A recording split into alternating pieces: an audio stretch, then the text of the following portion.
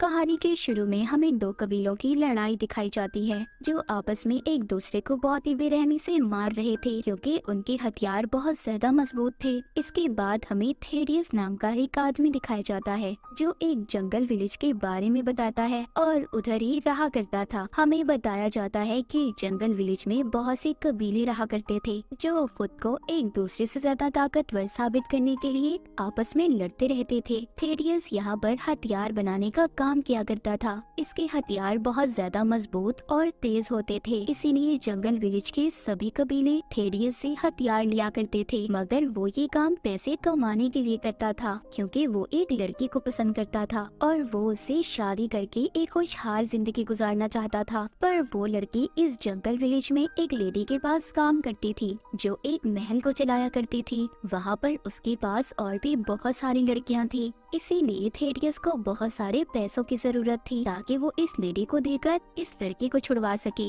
इसके बाद हमें गवर्नर को दिखाया जाता है जिसके पास लाइन कबीले का लीडर आया था। गवर्नर बताता है कि तुम्हारे शहर से होते हुए गोल्ड सोना आने वाला है जिसकी तुम्हें हिफाजत करनी होगी और हम तक उस गोल्ड को पहुंचाने में हमारी मदद भी करनी होगी। अब लाइन कबीले का लीडर गवर्नर से वादा करता है कि इस काम में वो उनकी मदद करेगा, पर उस कबीले के बाकी लोगों में लालच आ चुका था। वो सोचते हैं इतना सारा सोना वो सारी जिंदगी भी नहीं कमा सकते, इसीलिए वो इसको लूट लेंगे और अपने लीडर को धोखे से मार देंगे। जिसके बाद वो ऐसा ही करते हैं, वो अपने लीडर को धोखे से मार देते हैं और सारा सोना चोरी करने का प्लान बनाते हैं और जिसके बाद किसी दूसरे आदमी को इस कबीले का लीडर बना दिया जाता है। पर यहाँ पर कुछ लीडर के बेटे का इंतजार करने का कहते हैं, लेकिन ज्यादातर लोग उस आदमी के साथ दे रहे थे जिसको लाइन कबीले के लीडर के बदले दूसरा लीडर बना दिया गया था, यानी कि उनका नया लीडर। उधर लाइन कबीले के लीडर का बेटा एक लड़की से शादी करने की तैयारी में था। तभी कुछ लोग आकर उसको बताते हैं कि तुम्हारे डैड को किसी दूसरे कबीले के आदमी ने मार दिया है और खुद उनके बदले लीडर बन चुका है। जब लीडर के बेटे को ये बात पता चलती है तो वो भी अब जंगल विलेज जाने के लिए तैयार था क्योंकि वो अपने डैड की मौत का बदला लेना चाहता था। उधर जंगल विलेज में जिस लेडी के पास थेडियस की दोस्त काम किया करती थी, उधर एक आदमी आता है जो अपना नाम जैक नाइफ बताता है। वो उस लेडी से कहता है कि मुझे एक ऐसा कमरा चाहिए जहाँ से सारे शहर का नजारा देख सकूं और साथ ही मुझे 3 लड़कियाँ भी चाहिए। उसको वहाँ पर एक लड़की भी पसंद आ गई थी जो एक आदमी के पास बैठी थी। वो उसको तंग कर रहा था। वो उस आदमी को मना भी करता है पर वो नहीं हो। आदमी को देखकर तो ऐसा लग रहा था जैसे वो अपनी ताकत के नशे में पागल हो, लेकिन जैक नाइफ उसको एक ही झटके में चाकू निकाल कर उसको बेरहमी से मार देता है। सबको पता चल चुका था कि वो कितना खतरनाक था और इसी वजह से उसका नाम भी जैक नाइफ था। उधर लीडर का बेटा भी जंगल विलेज पहुंच चुका था और वो खाना खाने के लिए एक जगह पर रुकता है, लेकिन वहाँ पर कुछ आदमी अचानक से हमला कर देते हैं। उसे मारने की कोशिश कर रहे थे पर उसके पास खुद लड़ने की बहुत महारत थी और एक ऐसा सूट जिससे उसे कोई नुकसान नहीं हो सकता था। लेकिन उन लोगों का लीडर अब उसको खींचकर बाहर ले आया था, पर उन लोगों का लीडर ये बात नहीं जानता था कि जिस आदमी को ये मारने आई है वो लाइन कबीले के लीडर का बेटा है। पर कबीले के लीडर का बेटा भी उन्हें बुरी तरह से बेरहमी से मार देता है। जिसके बाद हम उस आदमी को देखते हैं जिसने लाइन कबीले के लीडर को मारा था। वो आदमी यहाँ पर नए लीडर को बता रहा था कि जंगल विलेज में जल्दी गवर्नर के लोग सोना लाने वाले हैं, पर मैंने सुना है उसकी हिफाजत के लिए अब गवर्नर ने किसी और आदमी को चुना है। मैं नहीं जानता कि वो कितना खतरनाक है, पर हाँ हमें पता करना होगा कि वो आदमी कौन है क्योंकि वो हमारे लिए बहुत बड़ी मुसीबत खड़ी कर सकता है।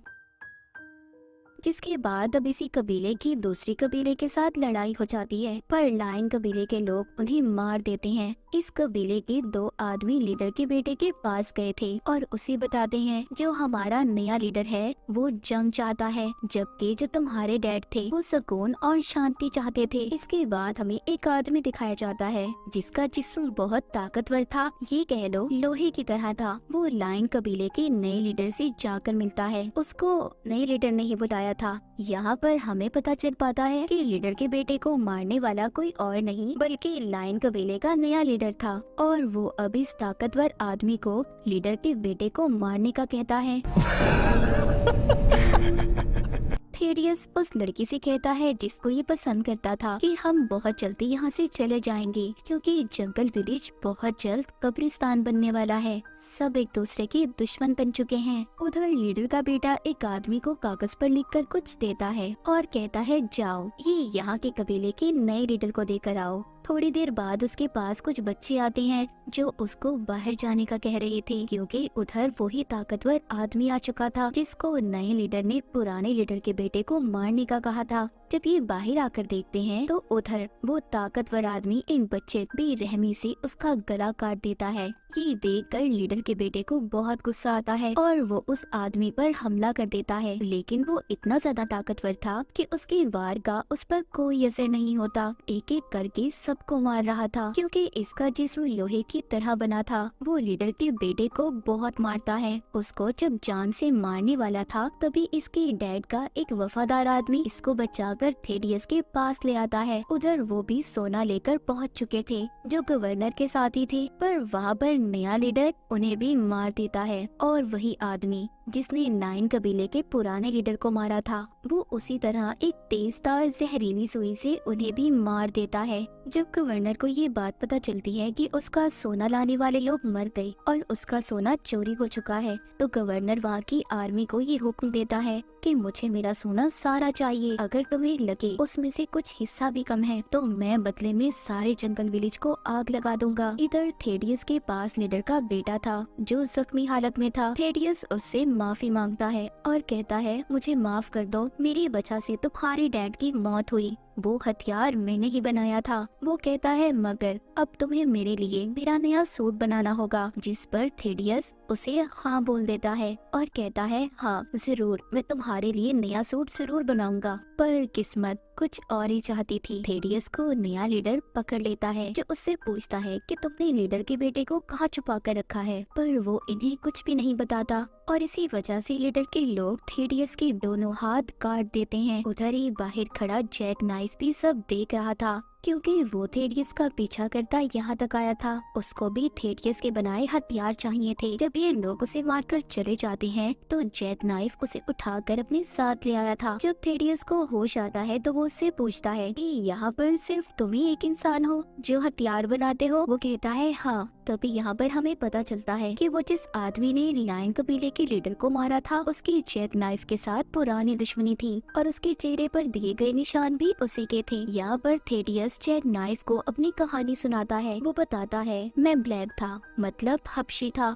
इसी वजह से मैं एक गुलाम था। मेरी माँ ने मुझे आजाद तो करवा दिया था पर कुछ गोरे अंग्रेज ऐसे थे जो नहीं चाहते थे कि थेडियस आजाद हो। इसी वजह से मैंने वहाँ पर उनके एक आदमी को मार दिया। उस वक्त जब एक गुलाम अगर किसी अपने मालिक को मार देता था तो उसकी सजा बहुत ही खतरनाक भयानक होती थी और इसी डर की वजह से मेरी माँ ने मुझे वहाँ से भगा दिया। जिसके बाद मैं मंदिर में रहने वाले मॉन्क मास्टर को मिला और उनके पास रहकर मैंने उनसे बहुत कुछ सीखा, जिनसे मैंने ताकतवर हथियार बनाना सीखे। उनसे सीखकर मैंने एक ताकतवर हथियार बनाया जो दोनों हाथों पर पहनकर मैं लड़ सकता था।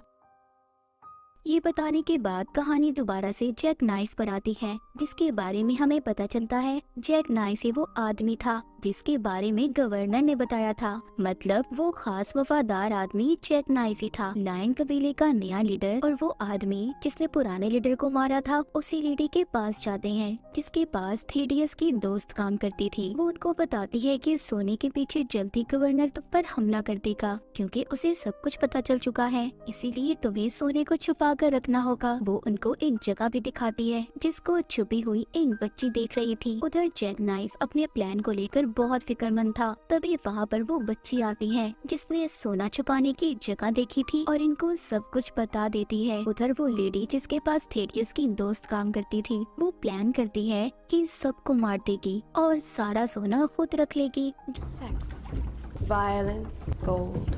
जब महल में सब लड़कियां एक एक करके सबको मार रही थी लेकिन वो उस ताकतवर आदमी को नहीं मार पाती जिसका जिस्म लोहे की तरह था, लेकिन वो थेडियस की दोस्त को मार देता है। बहुत सारी लड़कियां जिन्होंने काले कपड़े पहने हुए थे उसे मारने की कोशिश करती हैं पर नहीं मार पाती। क्योंकि वो आदमी बहुत ज्यादा ताकतवर था। इधर लीडर का बेटा भी आ जाता है, जिसको छोटी बच्ची लाई थी जिसने छुपा हुआ सोना देखा था। वो इसे और जैक नाइफ को वहाँ तक लेकर जाती है, पर वहाँ पर लायन कबीले का जो नया लीडर था उसके लोग उन्हें मारने की कोशिश करते हैं, पर लीडर का बेटा और जैक नाइफ उन सबको मार देता है। उधर उस लेडी की लड़ाई उसी आदमी के साथ हो रही थी जिसने लायन कबीले के पुराने लीडर को मारा था। उन दोनों की आपस में गोल्ड के पीछे बहुत ही जबरदस्त लड़ाई हो रही थी और लड़ते हुए दोनों ही एक दूसरे को मार देते हैं। जब थेडियस को अपनी दोस्त की मौत का पता चलता है, जिसको वो पसंद करता था, उसको ताकतवर आदमी ने मार दिया था। थेडियस उसको चैलेंज करता है। पहले तो दोनों एक दूसरे पर हमला करते हैं, लेकिन अपने हाथों के हथियार से थेडियस उस ताकतवर आदमी को बार बार वार करके उसे मार देता है। जैक ने भी उस आदमी को मार दिया था जो उसका दुश्मन था। उधर लीडर के बेटे ने भी अपने डैड की मौत का बदला ले लिया था। नए लीडर को मारकर उसे उसी सोने में दफना दिया गया था जिसके पीछे उसने उसके डैड को मारा था। तभी उधर गवर्नर की आर्मी भी आ जाती है जो उस महल को तबाह करना चाहती थी, पर जैक नाइफ आकर कहता है कि रुके, सब रुक जाएं, सब कंट्रोल में है। गवर्नर का सोना मिल चुका है, सब कुछ ठीक हो गया था। जिसके बाद सब अपने अपने रास्ते चले जाते हैं। जो लीडर का बेटा था अब थेडियस का भाई बन चुका था। जब लीडर का बेटा वापस से जा रहा था तभी परिंदे जैसे आदमी उस लड़की को उठाकर पिंजरे में बंद करके अपने साथ ले गए थे, जिससे वो शादी करना चाहता था। जब उसको ये बात पता चलती है तो वो दोबारा से थेडियस के पास जाता है और कहता है कि मुझे तुम्हारी मदद की जरूरत है। थेडियस यहाँ पर लीडर के बेटे की मदद तो करना चाहता था, पर इतने ज्यादा खून खराबे से वो परेशान हो चुका था, इसीलिए कुछ दिन के लिए वो अपने मास्टर के पास चला जाता है ताकि उसे कुछ सुकून मिल सके। पर उसे वहाँ पर जो लायन कबीले का नया लीडर था, जिसको लीडर के बेटे ने मार दिया था, उसका भाई मिलता है जो थेडियस को अपने भाई का कातिल समझ रहा था। वो सोचता है कि थेडियस ने ही उसके भाई को मारा होगा, इसी वजह से वो उस पर हमला कर देता है, मगर थेडियस सबको मार देता है और खुद भी बेहोश होकर नदी में गिरकर पानी में बहने लगा था। इसके बाद यहाँ पर हमें लॉर्ड पाई की कहानी सुनाई जाती है। बहुत सालों पहले वो एक मंदिर पर कब्जा करना चाहता था जहाँ पर गोल्डन नेक्टर का घर था। तो गोल्डन नेक्टर के बारे में मैं आपको बता दूं, जो एक ऐसा जादुई पानी था जिसको पीने से कोई भी इंसान ताकतवर बन सकता था और इमोर्टल, कभी भी ना खत्म होने वाला, हमेशा जिंदा रहने वाला। इसीलिए लॉर्ड पाई इसको हासिल करना चाहता था,